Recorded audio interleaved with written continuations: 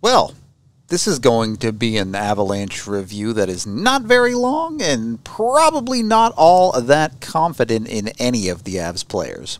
Avs rookies lose 5-1 in the rookie faceoff of Game 2 to the Kraken rookies. Let's be real here. If you're looking for actual quality hockey, there's not going to be a ton of that coming out of this game. The Avs sat both of their first rounders in Cal Ritchie and Oscar Olausson, and then they sat their best defenseman at this tournament in Sean Behrens for this game.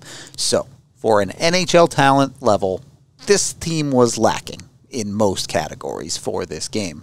And on the flip side, Seattle put in a bunch of their higher level prospects, players like Jagger Firkus and Lukas Dragicevic. So they had a just significantly better roster. That's not a knock against the Avs players, it's just the reality of what this game was. That's how you get to a 5-1 final. Again, I'm not all that interested in showing you guys a bunch of Avs invites getting dunked on because it's just not that impactful as far as the Avs future is actually concerned. The thing about these games is, look, yes, from a fan perspective, they're boring. Honestly, probably for the players on the ice, they're not that interesting. But it's important to see what some of these players do, how they perform in a situation like that. Are they willing and committed to continue playing at their best level they're capable of, or do they start to slack off a little bit? And if you start to slack off, guess what? You're not going anywhere fast. Leading the players that did not slack off in this game was once again Jason Polin. Polin, the only Avs goal scorer in this game, which you can watch that clip here. The Avs on a power play late in the game is pretty much already sealed up, but they're able to win it face-off, get the puck back to the point, a little wrister gets floated through all the way to the net,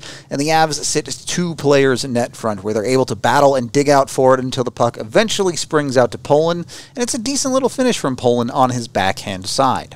Polin, yes, scored the goal. Yes, that's great. But more importantly, throughout this game, he stayed consistently engaged, was willing to be as physical as was needed at any given time, and just looked solid all the way around while a team around him was struggling. He already established that he's one of the best players here for the Avs in Game 1, and he continued to build on that in Game 2. While I don't have a ton of highlights for all of the other players, there were a couple of other players that I thought stood out and looked good as individuals in this game, including Andre Pavel. A lot of the little details of his game were solid all the way around. The Avs spent a lot of time in this game defending, and Pavel did a good job as one of the forwards in his defensive zone, being responsible, playing effective hockey, and making life hard for the Kraken. Pavel also a big body who's willing to get physical when necessary. So a good number of check marks in Pavel's game. This is a guy who played an NHL game last year, and he's looking to maneuver himself to getting some more this season. Next is everybody's favorite. Ivan looked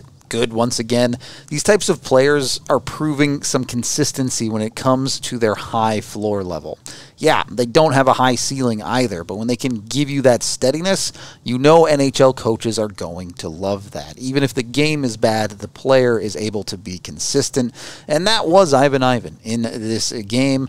Yes, he didn't really help the Avs produce a goal in this game, but he also was able to give consistent effort, and while, you know, the Avs got 5 goals scored on them, some of these players were limiting the opportunities against more than others, and Ivan was one of those. In the last little bit here, Matt Steinberg, wearing the captain's C in this game for the Avs, did throw down with a fight against Lukas Dragicevic, and in my opinion, he won the thing. So that is worth something. I don't know. I've never been a big fighting guy, but for people that are, that's got to be a check mark, right? So, ultimately, when it comes to games like this, when it comes to events like this, you spend a lot of time looking at the little details for these players, and there were some good ones for the players that I just mentioned.